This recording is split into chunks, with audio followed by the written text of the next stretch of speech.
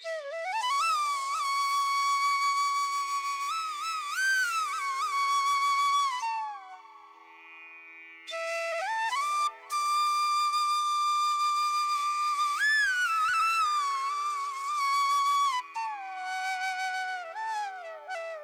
আমরা হিন্দু মুসলিম মিলে একসাথে কাঁধ মিলিয়ে আমরা কাজ করি, ওরাও কাজ করে। এখানে কোনো জাত ভেদাভেদ নেই? না, এখানে কোনো জাত ভেদাভেদ নেই। বাবা হয়তো মুসলিম হতে পারে, কিন্তু বাবা কোনোদিন জাত ভেদাভেদ মানেনি। একজন মুসলিম হয়ে তিনি শিবের উপাসনা করতেন। বাহ! বন্ধুরা, আজকে এমন এক আশ্রমে এসেছি যে আশ্রমে জাতের কোনো ভেদাভেদ নেই। এই আশ্রম হচ্ছে এক মুসলিম সাধুর আশ্রম, যিনি মুসলিম হয়েও দেবাদিদেব মহাদেবের উপাসনা করতেন। অপূর্ব সুন্দর গ্রাম্য পরিবেশে এই আশ্রম। তো বন্ধুরা, এই আশ্রম কোথায় অবস্থিত, আপনারা কিভাবে এসে পৌঁছবেন এই আশ্রমে, এই আশ্রম কখন কখন খোলা থাকে, এখানে থাকার কি ব্যবস্থা আছে, এখানে ভোগ প্রসাদের কি ব্যবস্থা আছে, এই সকল কিছু তথ্য থাকছে এই ভিডিওতে। তো বন্ধুরা, ভিডিওটা স্কিপ না করে পুরোটা দেখার অনুরোধ রইল। ভিডিওটা দেখে আপনাদের কেমন লাগলো অবশ্যই একটা কমেন্ট করে জানাবেন। ভালো লাগলে অবশ্যই একটা লাইক করবেন, শেয়ার করবেন, এবং চ্যানেলে যদি নতুন হয়ে থাকেন তবে চ্যানেলটি সাবস্ক্রাইব করে আমার পাশে থেকে আমায় আশীর্বাদ করবেন। তার আগে আপনারা আমায় যারা চেনেন না, আমি হলাম আপনাদের শুভ। আপনারা দেখছেন আমার এবং আপনাদের সকলের channel entertain Bangla. Entertain Bangla চ্যানেলে সকল বন্ধুদের জানাই স্বাগত। বড়দেরকে প্রণাম, ছোটদেরকে অনেক অনেক ভালোবাসা। তো চলুন শুরু করা যাক আজকের ভিডিও।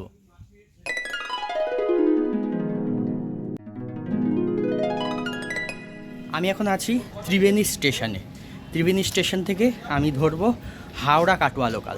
ত্রিবেণী স্টেশনের ৩ নম্বর প্ল্যাটফর্মে সকাল ৯:১২ আপ হাওড়া কাটোয়া লোকাল চলে এসছে।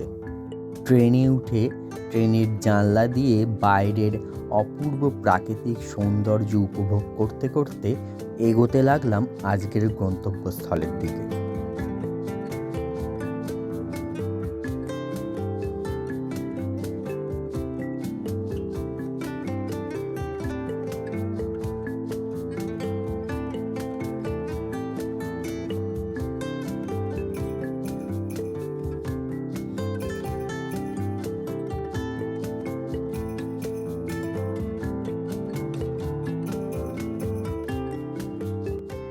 আজকের গন্তব্যস্থলে যাওয়ার জন্য আমি চলে এসেছি গুপ্তিপাড়া স্টেশনে। গুপ্তিপাড়া স্টেশনে আসার জন্য আপনারা হাওড়া বা ব্যান্ডেল থেকে কাটোয়া লোকাল ধরে খুব সহজেই পৌঁছে যেতে পারেন এই গুপ্তিপাড়া স্টেশনে। গুপ্তিপাড়ায় কিন্তু আছে গুপ্ত বৃন্দাবন। সেই গুপ্ত বৃন্দাবনের ভিডিও আমি কিন্তু এর আগে করেছিলাম, তো সেই ভিডিও লিঙ্ক আমি এই ভিডিওর ডেসক্রিপশন বক্সে দিয়ে রাখলাম, আপনারা চাইলে কিন্তু দেখে নিতে পারেন। তো চলুন, আমি নেমেছি গুপ্তিপাড়া স্টেশনে ৩ নম্বর প্ল্যাটফর্মে। এখন আমি যাব ১ নম্বর প্ল্যাটফর্মের দিকে, সেই দিক থেকে এখন বাইরে বেরোবো। ৩ নম্বর প্ল্যাটফর্মে নেমে ওভারব্রিজ দিয়ে আমি চলে এসেছি ১ নম্বর প্ল্যাটফর্মে। আর এই হচ্ছে মেন গেট, পাশেই হচ্ছে টিকিট কাউন্টার। এখান থেকে বেরে সোজা বেরিয়ে যাব ১ নম্বর প্ল্যাটফর্মের দিক থেকে। স্টেশন থেকে বাইরে বেরিয়ে সামনেই আপনারা পেয়ে যাবেন টোটো স্ট্যান্ড। এইখান থেকে টোটোয় উঠে আপনাদের প্রথমে যেতে হবে বড় বাজার। গুপ্তিপাড়া স্টেশন থেকে টোটোয় করে আমি চলে এসেছি বড় বাজার। টোটোয় করে সময় লাগলো ৫ মিনিট, আর ভাড়া নিল জনপ্রতি ১০ টাকা করে। এবারে এইখান থেকে আবার টোটো ধরবো। টোটো ধরে যাব আজকের গন্তব্যস্থল ফুলতলা গ্রাম, সুলেমান সাধুর সাধনপীঠ। এই যে এখানে হচ্ছে এই বড় বাজার, আর এইখানেই দেখুন এই যে টোটো দাঁড়িয়ে থাকে, এখান থেকেই টোটোয় উঠতে হবে। এইখান থেকে টোটোয় করে যেতেই আপনারা এই মন্দিরটি দেখতে পাবেন। প্রায় ৫০০ বছরেরও অধিক প্রাচীন বৃন্দাবন চন্দ্রের মন্দির, গুপ্তিপাড়ার গুপ্ত বৃন্দাবন। টোটোয় করে যেতে যেতে আপনারা দেখতে পাবেন অপূর্ব সুন্দর এই গ্রাম্য প্রাকৃতিক পরিবেশ। মনোরম এই গ্রাম্য প্রকৃতির মাঝখান দিয়ে যেতে বেশ ভালোই লাগবে।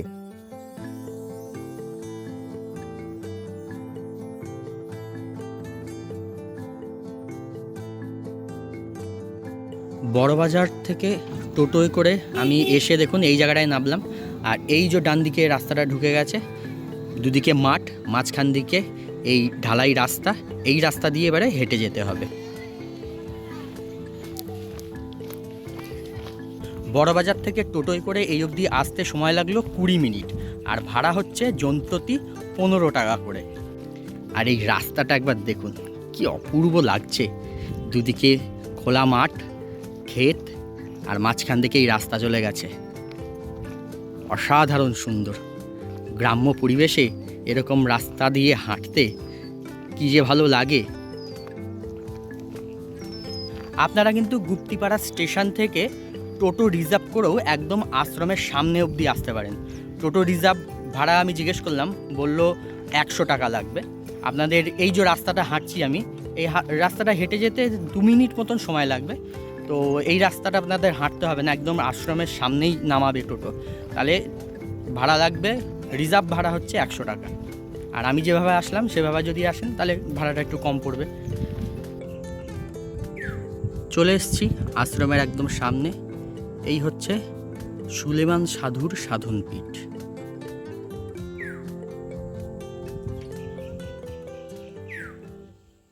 আচ্ছা বন্ধুরা, আমরা এই আশ্রম কমিটির এক সদস্যকে পেয়ে গেছি।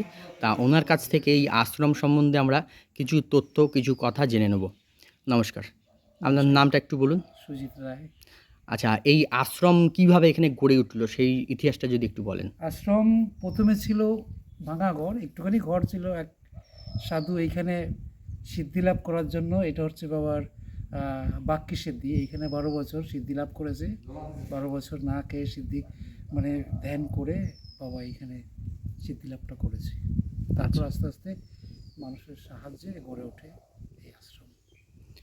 আচ্ছা, আর এখানে যে বাবাজি ছিলেন, তা তিনি মানে কিভাবে এখানে আসলেন, এসে পৌঁছলেন? বাবাজি প্রথমে আসছেন বাংলাদেশ গোলাপনগর থেকে। আচ্ছা, গোলাপনগর থেকে এসে এইখানেই গ্রামে থাকতো, গ্রামের লোকজনের কিন্তু কিছু খেত না। 12 বছর উনি কোনো খাবার খায়নি। আচ্ছা, এইখানে থাকতো, উপরে যেত, সন্ধ্যের পর এইখানে কাউকে আসতে দিত না। আচ্ছা, বাবা রাত্রিতে একা একা শ্মশানে শ্মশানে ঘুরতো। আচ্ছা। আচ্ছা, এখানে কত বছর রয়েছে এই আশ্রম? আশ্রম আছে 1955। 1955 থেকে রয়েছে। হুম, হুম। আচ্ছা, আচ্ছা, এই আশ্রম কখন খোলা হয়, কখন বন্ধ হয় সেটা? আশ্রম বন্ধ হয়ে যায় মোটামুটি ধরুন আপনার 8টা রাত্রি, আচ্ছা, আর সকাল 5টা আবার খুলে। মানে সকাল 5টা থেকে রাত্রি 8টা পর্যন্ত হ্যাঁ, সম্পূর্ণ হ্যাঁ। দিন খোলা থাকে। কিন্তু বাবার দেখার জন্য বা পুজো দেওয়ার জন্য গেটটা সবসময় খোলা থাকে। আচ্ছা, এখানে মানে কোনো পুরোহিত লাগে না, যে কেউ এসে পুজো দিতে হ্যাঁ, পারে যে নিজের কেউ মতন। এসেই পুজো দিতে পারে। আচ্ছা, আচ্ছা, এখানে কি কি অনুষ্ঠান হয়? এইখানে 26শে পৌষ বাবার যে সাধু বাবা বালক সভা করতো, হুম, বালক সভাটা হয়। প্রয়াণ দিবস হয়, আচ্ছা, 29শে চৈত্র প্রয়াণ দিবস। আচ্ছা, তারপরে প্রত্যেক বৃহস্পতিবার বাবা লঙ্কর করতো। গরিব মানুষও তখন তো এখানে গরিব শ্রেণীর লোকটা বেশি ছিল। হুম, গরিব মানুষের জন্য উনি প্রতি এত জাল ডাল পড়তো যে কী হবে, তখন বাবা বললো যে যা প্রতি বৃহস্পতিবারে লঙ্কর করে দেয়। আচ্ছা, সে লঙ্কর করে দেয়, সেটা হয়। তারপরে দেখলো অনেক চাল ডাল হয়ে গেল, হুম, তখন বললো এই চাল ডাল নষ্ট হবে, তো মাসে একটা খিচুড়ি, আচ্ছা, খিচুড়ি পায়েস, হুম। সেইটা চলছে। আর এছাড়া প্রতি বৃহস্পতিবার করে হ্যাঁ, এখানে? প্রতি বৃহস্পতিবার আপনার লঙ্কর হবেই। আচ্ছা, সেটা কি বিনামূল্যে? সেটা বিনামূল্যে। আচ্ছা, বাবা চলেই বাবার দানে, আচ্ছা, লোকের দানে। আচ্ছা, যে যা দিল, এমনি কোনো বাবার সম্পত্তি আছে, এই পুকুর আছে, জমি আছে, আচ্ছা, এটা বছরে লিজ হয়। আচ্ছা, আর পুরোটাই এই যে ঘর বাড়ি যা কিছু দেখতে পাচ্ছেন হুম, সবই দান। আচ্ছা। আর এখানে কি থাকার কোনো ব্যবস্থা আছে? হ্যাঁ, থাকার ব্যবস্থা আছে। এইখানে মোটামুটি 4খানা রুম আছে। এই যে আন্ডারগ্রাউন্ড এইটা রয়েছে, ওই ঘরটা রয়েছে। আচ্ছা, তার মানে কেউ যদি দূর থেকে আসে এখানে যদি থাকতে চায় থাকতে পারে? হ্যাঁ, থাকার ব্যবস্থা রয়েছে। আচ্ছা, থাকা খাওয়া, সে যদি বলে আমি 2-4 দিন থাকবো, হুম, থাকতে পারে, কোনো অসুবিধা নেই। আচ্ছা, আপনার 26শে পৌষ না হলো নাই করে 1 থেকে 1,500 থাকবে লোক, 3 দিন খাবে থাকবে। আচ্ছা, আচ্ছা। থাকার কি কোনো মূল্য দিতে হয়? না, এইখানে থাকা খাওয়া কোনো মূল্য দিতে হয় না। আচ্ছা, আর এখানে কেউ যদি কোনো অনুষ্ঠান করতে চায়, কোনো ধরুন অন্নপ্রাশন বা কোনো এইসব ধরনের ব্যবস্থা আছে? হ্যাঁ, এইসব এই তো এইসব থেকে একটা হয়ে গেল। আচ্ছা, বাবার এইখানে আসলো, একটু পায়েস রান্না করলো, বাবার একটু প্রসাদ দিয়ে ওটা করে বাচ্চাটার মুখে দিল। বা এই আরেকজনার এই যে প্রথম বৃহস্পতিবার সে 15,000 টাকা খরচ করে অন্তত 2 থেকে 3,000 লোককে সেবা করালো। আচ্ছা, তার নাতি হয়েছে, বলল আমি দয়াল বাবার কাছে মানত করেছি যে নাতি হলে আমি অন্নপ্রাশনটা বাবার কাছেই দেবে। আচ্ছা আচ্ছা এইটা আছে। আচ্ছা, মানে অন্নপ্রাশন বা কোনো বাৎসরিক কাজ ফাজ এগুলো সমস্ত কিছুই হয়? বাৎসরিক কাজটা হয় না, অন্নপ্রাশনটা হয়। বাবাকে নেমন্তন্ন করে যায় বিয়ের জন্য, অন্নপ্রাশনের আর বিয়ে হয়? জন্য। বিয়েটা বাবার কাছে আসে, ওরা আশীর্বাদ চায়, বাবা কাছে এসে ওরা মালা বদল করে, আচ্ছা আচ্ছা। এইটা হয়। তো মন্দির কমিটির সদস্যর কাছ থেকে আমরা তথ্য কিছু জেনে নিলাম। উনি এখন দেখুন আমাদের এই রুমগুলো দেখাচ্ছেন। এই রুমগুলোতেই থাকার ব্যবস্থা করে দেওয়া হয়। রুমগুলোতে বিছানাপত্র, চাদর এসব দিয়ে বিছিয়ে দেওয়া হয়। আর এই রুমগুলোতে থাকার জায়গা, এদিকে আছে শৌচালয়, আর এদিকে হচ্ছে এই যে এইটা দেখছেন, এই রুমটা হচ্ছে ভাড়ার ঘর। এইখানে চাল, ডাল, সবজি আরও বিভিন্ন জিনিস এই ঘরটাতেই থাকে। ভক্তরা যেসব জিনিসপত্র দান করেন সেইগুলো এই ঘরটাতে থাকে। আর এই ঘরের পাশেই দেখুন এইখানে হচ্ছে রান্নাঘর। এই জায়গাটায় দেখুন প্রতিদিনের যে রান্না সেইটা হয় এখানে। তবে এখানে প্রতিদিন অন্নভোগ হয় না, এখানে বাবাকে চা, বিস্কুট, মিষ্টি, ফল এসব দেওয়া হয়। আর এই রান্নাঘরের মাঝখান থেকে একটা পার্টিশন করা, আর এই দিকটায় দেখুন আরও একটা রান্নাঘর, আর বিশাল বিশাল কড়াই রাখা রয়েছে এখানে। কোনো অনুষ্ঠানের সময় এই কড়াইগুলোর মধ্যেই রান্না হয়। আর প্রতিদিনকার জন্য যে চা বা খাবার করা হয় এইখানে করা হয়। আর যখন কেউ এসে এইখানে থাকতে চান তখন তাদের জন্য এইখানেই রান্না করা হয় বা ব্যবস্থা করে দেওয়া হয়। আচ্ছা, এখানে বাবাকে কি প্রতিদিন কোনো ভোগ দেওয়া হয়? বাবাকে হ্যাঁ কম বেশি দেওয়া হয়। কেউ আসলো ভোগ দিল, আমাদের কমিটি থেকে ভোগ দিল। মানে অন্ন ভোগ না সেটা? অন্ন ভোগ না, আচ্ছা, ফল মিষ্টি এইসব? ফল মিষ্টি। আচ্ছা, আর যদি ফল কেউ মিষ্টি, জল, চা, এটা আচ্ছা। একদম কন্টিনিউ। আচ্ছা, আর যদি কেউ এসে থাকে আর খেতে চায় খাবার দাবার, হ্যাঁ, তখন হ্যাঁ, ওটা হ্যাঁ, করে দেওয়া হয়, তাই তো? হ্যাঁ, কমিটির আমাদের তরফ কমিটি থেকে? থেকেই তাকে হয়তো 2.5 দিন নিয়ম, আচ্ছা 2.5 দিন নিয়ম। সে যদি বলে, অনুরোধ করে যে আমি আরেকটু 2 দিন থাকবো, আচ্ছা দেওয়া হয়। আচ্ছা আচ্ছা আমাদের সে যদি তাকে যদি বললো যে আমি রান্না করে খাবো, ভালো। আর না হলে একটু আচ্ছা, আমাদের এখানে রান্না এসে নিজেরাও রান্না করে খেতে পারে? হ্যাঁ হ্যাঁ, সব সেসব ব্যবস্থা আছে সব? সেরকম সব কিছু ব্যবস্থা রয়েছে। বাহ।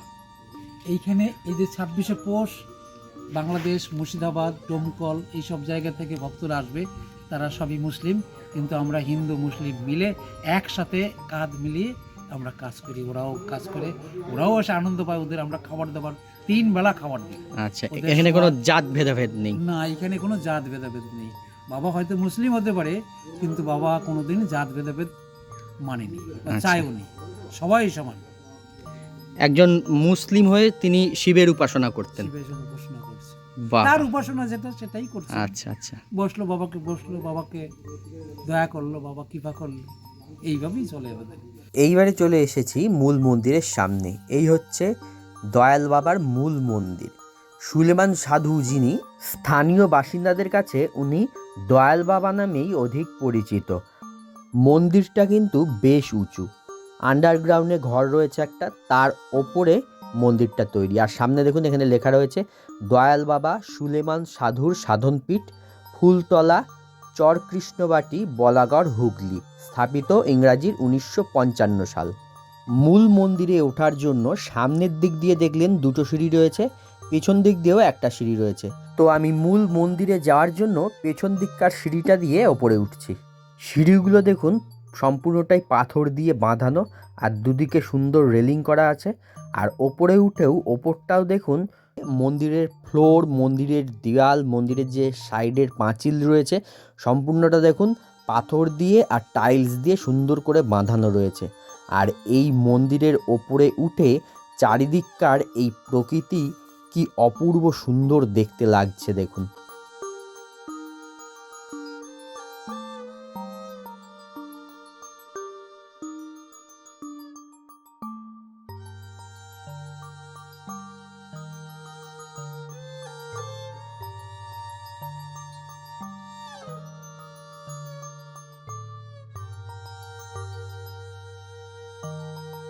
এই হচ্ছে মন্দিরের গর্ভগৃহের প্রবেশদ্বার, বিশাল বড় কাঠের দরজা, আর সামনেই রয়েছে একটা গেট। এই গেটটা সবসময় খোলা থাকে।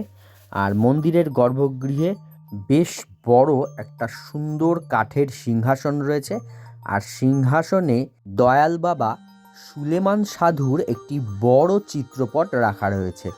আর চিত্রপটের সামনেই রাখা রয়েছে ওনার চরণ পাদুকা। এখানে দয়াল বাবাকে নিত্য ভোগ দেয়া হয়। উনি চা খেতে খুব ভালোবাসতেন, সেই কারণে সকালবেলায় ওনাকে চা এবং বিস্কুট দেয়া হয়। এরপরে নিত্যদিন দুপুরে এবং রাতে ওনাকে ভোগ দেয়া হয় ফল এবং মিষ্টি। প্রতি বাংলা মাসের প্রথম বৃহস্পতিবার ওনাকে খিচুড়ি ও পায়েস নিবেদন করা হয়। সেই খিচুড়ি এবং পায়েস এই মন্দিরে আগত সকল দর্শনার্থী ভক্তবৃন্দদের বিতরণ করা হয়। এছাড়াও প্রতি বৃহস্পতিবার করে দয়াল বাবাকে খিচুড়ি ভোগ নিবেদন করা হয় এবং সেই ভোগ প্রসাদও সকলের মধ্যে বিতরণ করা হয় বিনামূল্যে। মন্দিরের চারিদিক দিয়ে খোলা বারান্দা রয়েছে মন্দির প্রদক্ষিণ করার জন্য।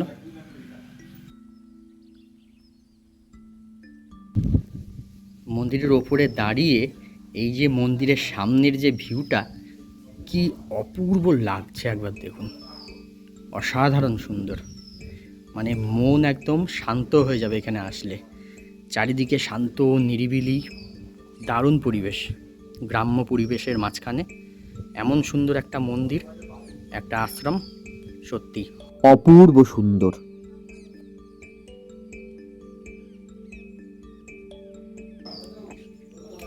আচ্ছা, মূল মন্দিরের পাশে দেখুন এদিকেও আরও ছোট ছোট মন্দির রয়েছে অনেক কটা। এইখানটায় হচ্ছে দেখুন এই যে বাবাজি যে সাধনা করতেন বিভিন্ন শ্মশানে, সেইখান থেকে দেখুন সেই যে মরার খুলি এখানে সেসব রাখা রয়েছে। বাবাজি এগুলো এখানে এনে রেখেছিলেন, একদম সত্যিকারের মরার মাথার খুলি। দেখছেন এখানে 4টে রাখা রয়েছে। এখানকার যে স্থানীয় বাসিন্দার সঙ্গে কথা বললাম, উনি বললেন এখানে আরও ছিল আগে, এখন এই 4টেই রয়েছে। আর এগুলোতে কিন্তু পুজো করা হয়, দেখছেন।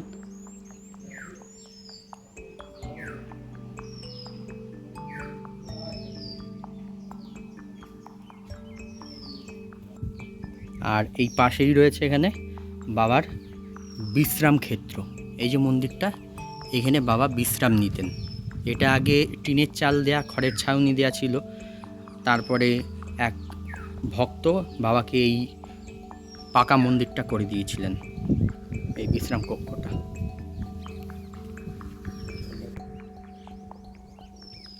এই যে ভেতরে দেখুন দুটো সিংহাসন রয়েছে, দুটো সিংহাসনে ওনার ছবি রয়েছে বাবাজির। আর সামনে দেখছেন এই একটা ত্রিশূল রাখা রয়েছে।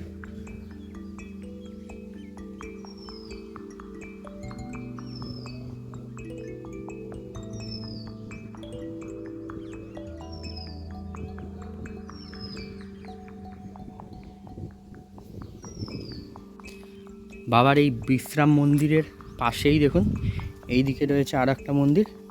এটা হচ্ছে গঙ্গা মন্দির, মা গঙ্গার মন্দির এটা। আর এখানে মা গঙ্গার একটা মূর্তি রয়েছে দেখুন।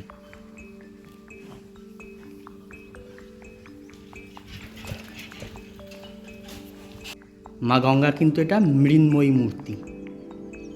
আর পাশে রয়েছে ভগীরথ। প্রতি বছর চৈত্র মাসের শেষ অষ্টমী তিথিতে এখানে বিশাল ধুমধাম করে গঙ্গা পুজো হয়, আর সেই সময় বিশাল বড় মেলাও বসে। আর মন্দির প্রাঙ্গণে দেখুন মন্দিরের পাশেই রয়েছে এই বিশাল বড় দুটো গাছ আছে এখানে, বট আর অশ্বত্থ। আর এই যে এখানে দুটো জায়গা আছে, এই যে দুটো জায়গা দেখতে পাবেন যারা বাবাকে জল ফুল দিত, বা আচ্ছা। বাবাকে দেখাশোনা করতে বা আচ্ছা। এখানে পুজো দিত, তাদের এইখানে সমাধি দেওয়া হয়েছে। আচ্ছা, এই যে সামনের যে সমাধি দুটো দেখা যাচ্ছে, হ্যাঁ। এই দুটো। হ্যাঁ হ্যাঁ, এই আচ্ছা। এই দুটো সমাধি। আর এইখানে এটা হচ্ছে বাউল গানের রাস। প্রচুর বড় খুব মেলা হয়, 4 থেকে 5 ঘন্টার মেলা। 4-5 ঘন্টার মেলা হয়। 4-5 ঘন্টার মেলা, আপনি না আসলে বুঝতে পারবেন না। ওইখান থেকে একবার ওই পর্যন্ত মোটামুটি 1/2 কিলোমিটার 2 সাইডে দোকান। আচ্ছা 26শে পৌষের মেলাটা আর 29শে চৈত্রের মেলাটা, আচ্ছা। এই যে আসছে সামনে একদম পুরো ঠাসা। আর এখানে তখন বাউল গানের আখড়া বসে। আর এটা হচ্ছে বাউল গানের আখড়া। আচ্ছা। বাউল গানটা আমাদের আশ্রম কর্তৃপক্ষ বা কমিটি ওটা ভাড়া করে নিয়ে আসে। শুনলেন আপনারা যে এই বাবাজিকে যারা জল ফুল দিতেন আর কি, বাবাজির সেবা করতেন, তাদের এখানে দুজনের সমাধি রয়েছে, একজন স্ত্রী একজন পুরুষ। এইখানে সেই দুটো সমাধি করা রয়েছে। এটা কিন্তু একদম মন্দিরের সামনেই। এই হচ্ছে মন্দির, মন্দিরের একদম সোজাসুজি এই রাস্তার এপারটা, ওপারে হচ্ছে মন্দির আর এই পারে হচ্ছে এই সমাধি।